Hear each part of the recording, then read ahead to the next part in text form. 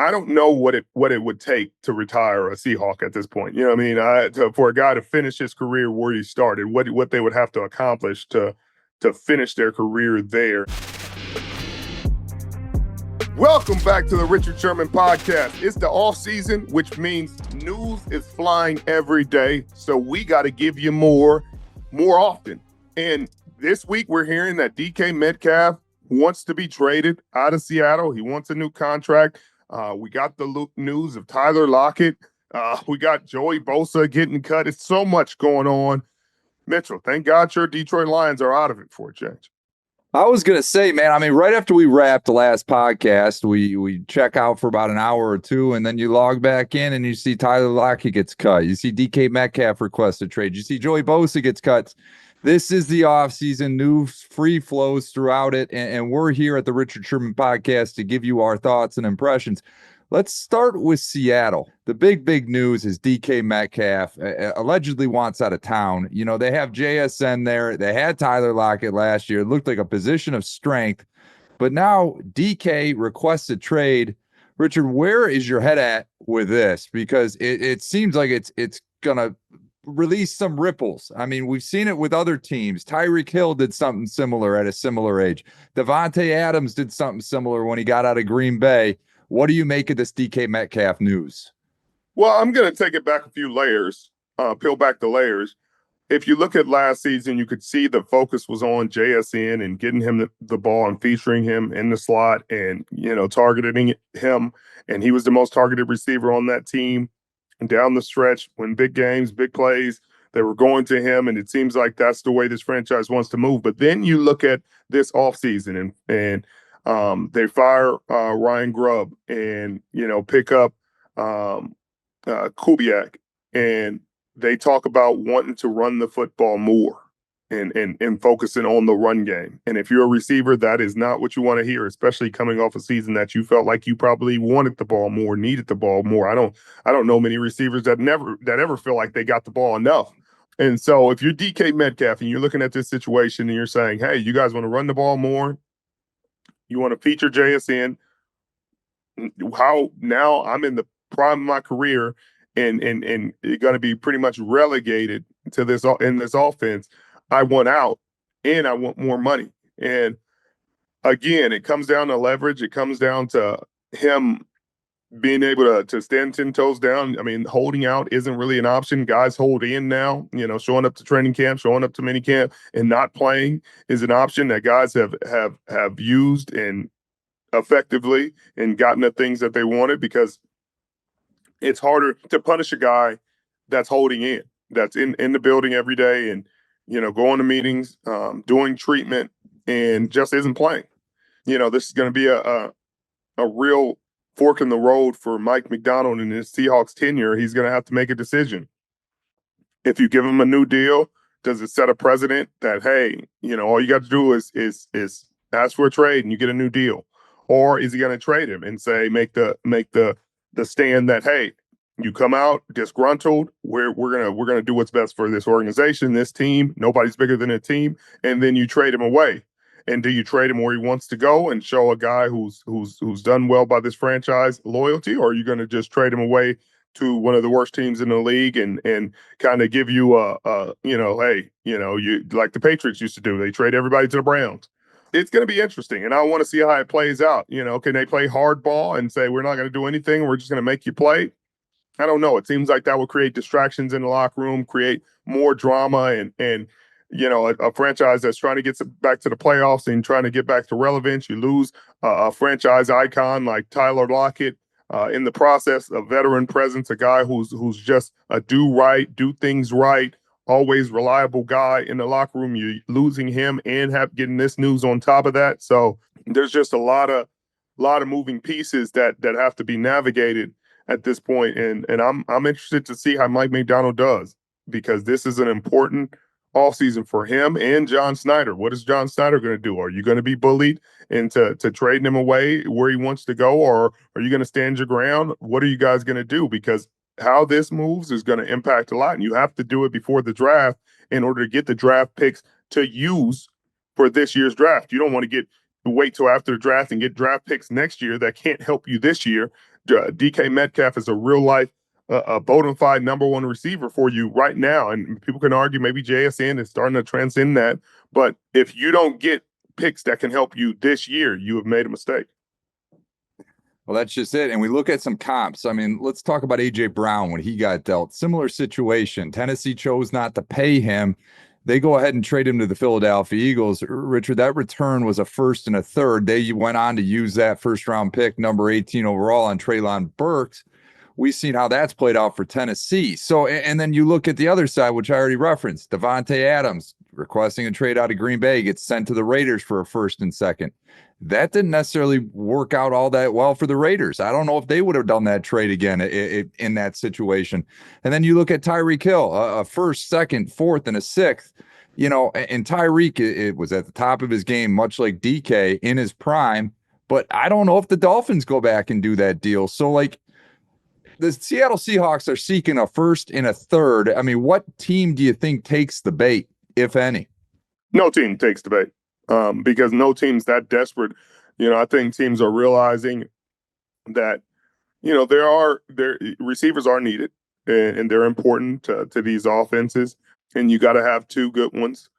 But there are good ones you can find for not $30 million. And if they can get him for this price, you don't want him disgruntled. So do you immediately pay a guy who has not played for you yet $30+ million? Do you increase his salary when he hasn't? Teams have done it in the past, and I've never agreed with it. If I was an NFL GM, I'm not paying anybody until you play for me. I'm not giving you an extension until you show me. And you can argue about it all you want. Then don't come to my team, because until you show it on my team, I'm not paying you an extension. I can franchise tag you. I can control you. I can do what I need to do to keep you. You know, I think that's always a slippery slope, but it's tough because the amount you have to give up to get players like that, you're giving up both draft compensation and financial compensation. That's what makes it a bad deal for a lot of these teams, and it handicaps them going forward, and they don't realize until it's too late. I think at most you get 2/3 for him, you know, something like that, maybe a third, fourth, sixth combination, something like that, where there's a throwaway pick in there. If somebody wants to give them a receiver in exchange, a third and another receiver, you know, I think I've seen that floated around with the Green Bay Packers potentially shipping Romeo Doubs out for DK Metcalf and add a third-round pick to it. You know, that's something. But again, what precedent is that setting in Green Bay? Like, hey, he's the one. Everybody who's been here grinding, working, doing that, you guys are behind him. He's the big dog. And, you know, sometimes that ruins culture. So I think DK's a great player and deserves the money and deserves what he's asking for, but is it going to make sense for a team to do that deal? That's what it's going to come down to. And I'm not sure there's a lot of teams in terms of a first round pick that are willing to do a deal in regards to that. Now, if you go in third or beyond, I think it's more reasonable, and I think teams will be willing to hear that. And again, as you reference, it's not necessarily about DK the player. It's what you're signing up for. In addition to that, you're going to have to pay him a ton of money on top of the draft capital you're giving up. But if Seattle is able to swing a deal for DK, sending him out of town, they're certainly going to be in the market for wide receiver help. They go on to cut one of your very good friends. I know you have a lot of respect for Tyler Lockett, Richard. He's one of the all-time greats in Seattle. I know the fan base loves him. He's a class act. Any interaction I've ever had with him, he's a great guy. You can speak a hell of a lot better to it, though. What's your reaction to this Tyler Lockett news? Did you see this coming? You know, I guess you see it coming eventually, especially with Seattle Seahawks. I think it was Quandre Diggs who said something on Twitter, you know, about Seattle and their great players, and, you know, they never allow them to retire with them. You know, they always cut or trade their great players, and this is just another example of that. It's unfortunate, but, you know, the fans of the city are always like, man, you know, it's better for us to get rid of them. It's like, I don't know how these other franchises have got away with guys playing 20 years 15 years with the same franchise and having some loyalty to them. But unfortunately, that's not the way it is with the Seattle Seahawks. And I'm sure Tyler Lockett wants to continue to play, and he'll get another opportunity probably with a contender. I wouldn't be surprised if the Buffalo Bills call him. I wouldn't be surprised if the Kansas City Chiefs call him, you know, because he's just a reliable guy, a reliable receiver that has a great set of hands, always in the right spot, really smart, high IQ player. hard worker, great locker room guy, great teammate, great guy in the community. All the things that you would want in a player, he possesses. So he was a great teammate when I played with him, and I'm happy for all the success that he had in Seattle. I just wish, they did better by their great players, but, that's a story I've had for a long time. You look at some of the all-time great players that have played for that franchise over the last decade. Bobby Wagner, what happened to him? He gets shipped off.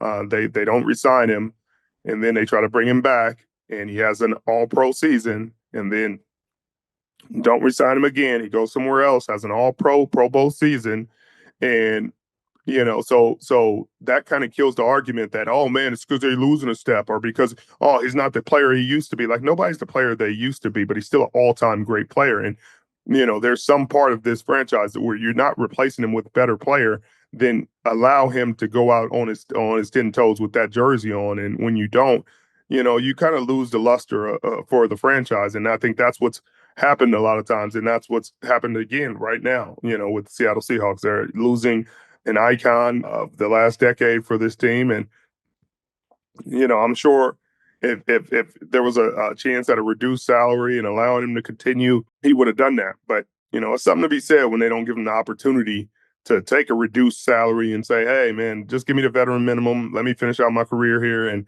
or let him get beat out. If it's obvious, hey, he's gotten beat out, like, you don't have three more receivers better than Tyler Lockett on that roster. And if you trade DK, you're going to be wishing you had him back.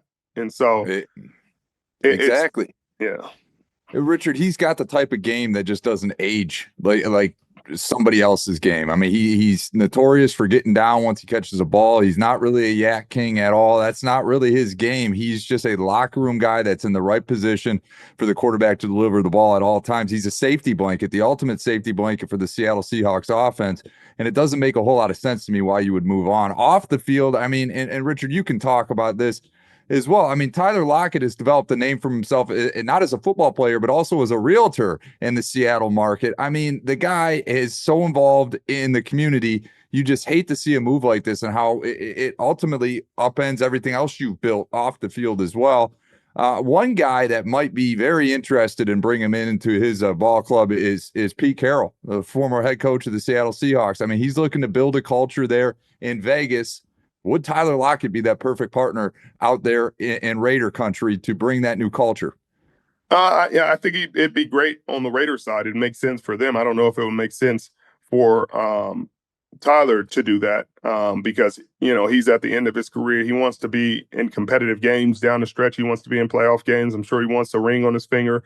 And so looking to the contending teams, that's probably where you want him to look in terms of finding his next opportunity, whether it's, one of the teams we just talked about, Buffalo or Kansas City, or if you go NFC, the Minnesota Vikings wouldn't be bad. They had a winning season last year. Your Detroit Lions, depending, they're pretty full over there, and he does a lot of things that Amon-Ra does. So I don't know if he would fit that offense particularly, but I think that's what he's going to be looking for, an opportunity to play meaningful games down the stretch. I wouldn't be surprised if the Dallas Cowboys called him.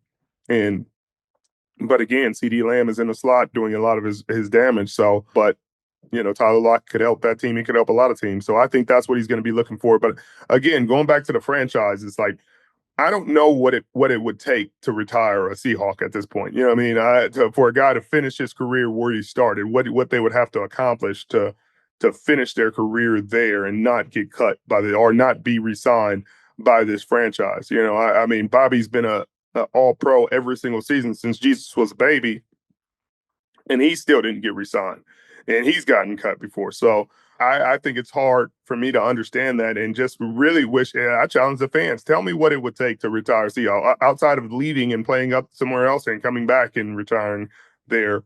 You know what I mean? I don't know what they expect from these guys to retire there. And I think they're, fans get, up in arms at times about how players feel about certain franchises, but it's a weird deal. It's a really weird deal.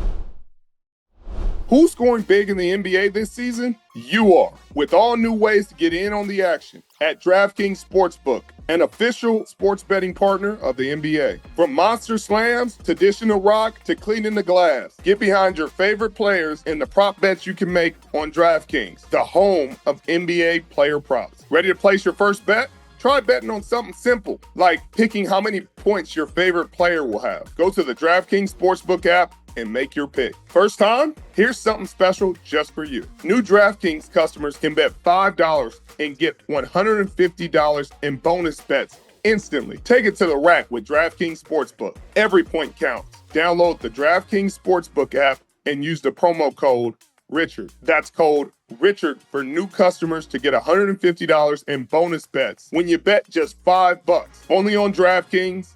The crown is yours. Let's go on to Joey Bosa, Nicholas John Bosa's brother. And so let's switch our hats because I think there's a chance. I think there's a chance it happens. Now, it has to make sense. Joey Bosa has been a really productive player in this league for a long time, but he's been very injured, very beat up, banged up the last couple of years, hasn't been as productive. Only 5 sacks last year. On the surface, it sounds like a really cool story. 2 brothers playing together. I think it would be a really cool move at the right price. Obviously this would be an incentive-based deal, because it would be pending Joey's health, so you'd have per game roster bonuses in there. If he's active, if he's playing, bang, he gets paid that day. Or, you want things like that to protect the team and still give him a chance to make his money. And I think, if you go 5 sacks, 10 sacks, 7 sacks, or 8 sacks, you know what I mean? Those plateau, those things, if he's hitting those numbers, getting him his money. But anything over $5 million, even with that, is a stretch right now. But I think it'd be great for Nick. I think you still got to build that D line. You got to get great D tackles. I think Jonathan Allen may be made available. I think that's somebody who would work in this defense and would be a great piece. One of the great run stoppers in this league. I think he's the guy that they need to look at. But getting Joey as an accessory piece, as a rotational pass rusher would be great. I don't know if he can play 40, 50 snaps a game, but a guy coming in and playing 20, 25 snaps, I think he'd be effective, and I think it'd make his brother really happy. Well, they just released Javon Hargrave, Richard, so they got some extra cap space. How realistic is it, though? Because I'm sure there's going to be some other suitors. I mean, my Detroit Lions, I assume, are going to make a phone call out there to Joey Bosa. And we all know edge rushers come at a premium in this league. But you're right. I mean, Joey Bosa is 30-plus years old, and his best years are more than likely behind him, especially with the last 3 years being often injured. You've talked about the Niners. They need help on the defensive front. How much do you think this Javon Hargrave release is going to further impact that for him? I mean, he signed for a 4-year, $85 million deal back in 2023 and is already seen as somebody that's not going to fit with them anymore. It's them trying to make a decision early. It hurts in terms of their dead money. It increases it. I think they've got the most dead money in the league right now. But I think it's something that had to happen. He was injured last season. He hasn't been as productive the season before as they would have wanted. And they need to find some impact players, some real run stuffers there. I expect them to be really aggressive in free agency in terms of finding run-stopping D tackles that can get the job done. That's important for them right now. And so this is a move they had to make. They're letting him come free. I think they would want him back at a reduced salary if he wanted to come back, and they'll let him test the market. I think that conversation has been had. But you can't keep him on for that salary for the impact that he was making at the time, and that's the unfortunate part about the league. Well, let's talk about another edge rusher, and that's Maxx Crosby. He just signed a record deal, 3-year, $106.5 million, 91.5 of which is guaranteed. He's the highest paid non-QB in NFL history. What's your reaction to this deal? It's great. I mean, he's been a really great player in this league for a long time, and he deserves that. The Raiders are showing him the respect and loyalty that he deserves, and he's up the market and makes the rest of these deals look like a bargain. But again, going back to Micah Parsons, now the price has gone up. Now the number's 35.5, and he'll want 36 or 37, and so instead of giving him 33 or 34 that you would have had to give him a year ago, you're waiting and waiting, and the price just continues to go up. And that's going to be an issue down the stretch. Another person who just got paid, Saquon Barkley, set the, we were talking about running backs not being important, running backs not getting the money they deserve. And here comes Saquon Barkley getting $20 million a year extension from the Philadelphia Eagles. That's really great. Congratulations to him. Congratulations to the running back market. Hopefully pushes the rest of them forward. You could see James Cook with the eyes looking at this deal, thinking he's going to get something in that ballpark. I don't know. I don't know if the Buffalo Bills will do that. I think it'll be $17 million, but still, that's better than we were talking about. Last season, just last offseason, we were talking about Derrick Henry getting $8 million and Saquon getting 12.5 or whatever it was from the Philadelphia Eagles. And every other market is going up substantially, and the running back market is 12.5. And so now it's starting to increase at the pace that it needs to increase. And I'm happy to see that. I'm happy for the running backs, happy for Saquon and his family. He deserves it. It's a good day to be a running back. I will say that. I mean, how much does this go on to affect the rest of the market? Because Saquon was so dominant. I mean, he was in the MVP conversation. You don't see that very often at that position. Kudos to the Philadelphia Eagles for taking care of him. Another stray shot to the New York Giants and their mismanagement of that situation. I mean, here's a guy that deserved the money. He's still athletically in his prime, and he's being taken care of by the franchise he's playing with now after bringing home the Lombardi. How does this affect the rest of the market, though? Because do you see a trend where we're going to see running backs getting paid $20 million plus going forward? I specifically want to ask because we got some big names coming up. Bijan Robinson, my guy here in Detroit, Jahmyr Gibbs. These guys are going to be up for extension here in a couple of years, and it could be a position that they deserve to make $20 million at that time. Yeah, I think this is the way of the world. This is capitalism. Everything goes up. I think the receiver market is going to go stagnant at some point because they have grown too much over the years for the amount of impact they have. And I think that's happened because of how much TV time they get, all the dances, all the TikTok, all the viral moments, which is great. But I think that will come down to earth and it'll bring back up the rest of the market. I think the corners will catch up, the tackles will catch up, the D ends will catch up, because it used to be a time where D ends, receivers, corners used to, it used to all be pretty evened out. You catch one guy getting a high, then the receivers got the high. And, in terms of non-quarterbacks, it used to be a number of different positions. Now the receivers have jumped leaps and bounds above everybody. And now Maxx Crosby obviously caught up with the 35.5. But I think that the running back, this is the natural trajectory of the running back market. Everything else was going like this, and the running back market wasn't growing as the salary cap was. And I think this was a natural correction. I don't know if many running backs can ask for what Saquon did because he had once in a lifetime kind of season, but I think $17-18 million for those running backs is going to be a reasonable ask and a reasonable number that they'll receive. Let's turn our attention to the Chicago Bears. They've made a couple big moves in the trenches here this week. Richard, you've always emphasized strength in the trenches. And Ben Johnson came from the Detroit Lions organization that was known for having a top 5 offensive line for the last few years. And you can see he's making this a point of emphasis there in Chicago, trying to protect Caleb Williams. They go out and trade for Jonah Jackson, who was a starter for the Detroit Lions for a number of years before signing with the Rams last offseason. He's familiar with Ben Johnson and his scheme. And then they go out and get Joe Thuney from the Kansas City Chiefs, who frankly I didn't even know he was available. I thought he was going to be a stalwart on that O-line for the Chiefs for the next few years to come. They go out and trade Kansas City a 4th-round pick for him. What do you make of these upgrades to the O-line for Ben Johnson? Do you expect Caleb Williams to have the year he should have here in his sophomore season? Yeah, I expect him to be standing upright a lot more. Joe Thuney did a heck of a job for the Kansas City Chiefs, moved out to tackle late in the season through the playoffs. Did an excellent job at that after having an all-pro season at left guard.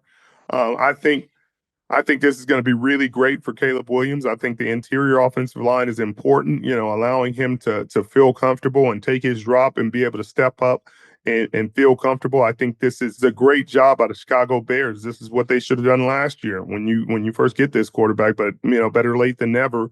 And I think they're going to continue to strengthen this offensive line, strengthen that defense, and really take a leap next year. I think into being into at least a playoff team with these moves. I think Ben Johnson is going to study Caleb Williams and what he does well this offseason and give him an opportunity to do the things he does well consistently. He's going to support him with a great run game. They have really good receiving core, three different dynamic receivers.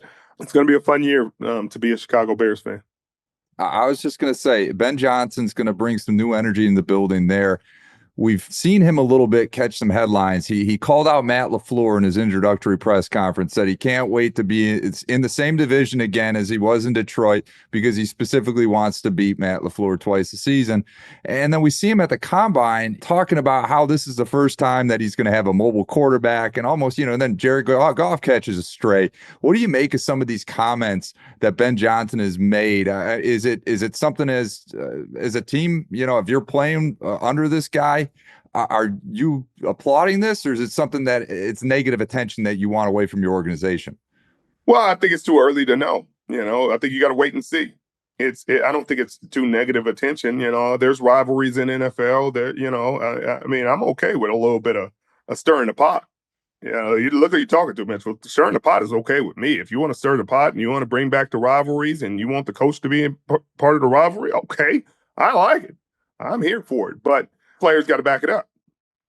And so I don't think any player in the National Football League is afraid of a challenge. Afraid, oh man, don't say too much, coach. We don't want him to be upset. I don't think you're gonna run into a locker room and find a guy like that. If you do, he's getting run out of that locker room very soon, and he won't be putting pads on for much longer. But I think it's fine. I don't know if Jared catching strays is the best, but I don't know if he sees it as him catching strays because he's not mobile.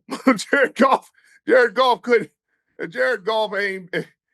He's not running, Metro. He's not. Jared Goff is executing from that pocket. Anything outside of that is extra. Icing on the cake. And I think, be careful what you wish for because mobile quarterbacks, there's positives and negatives to everything. There's positives to a pocket passer, quick decision maker, and there's positives to a guy who's mobile and get out of the pocket and get out of harm's way. But there are also other things you're going to have to coach once you get out of the pocket and decisions thrown across your body, certain mistakes that are made that he may not have run into. So be careful what you wish for. I think Caleb Williams is going to be a good quarterback in this league, but there's other factors associated to mobile quarterbacks that Ben Johnson has not had to deal with. Well, this is our second podcast of the offseason. I know we got more to come. Free agency starts next week. It's going to be a very active week. Richard, we will have another one next week, I'm sure. I will let you sign us off, my friend. Well, thank you guys again for joining us. We're trying to make this one quicker than the last one, trying to keep up with all the news that's going on out there. We appreciate you joining us, appreciate you sticking with us. You could be anywhere in the world, but you're here with us, and we sure do appreciate you. Have a beautiful, blessed day.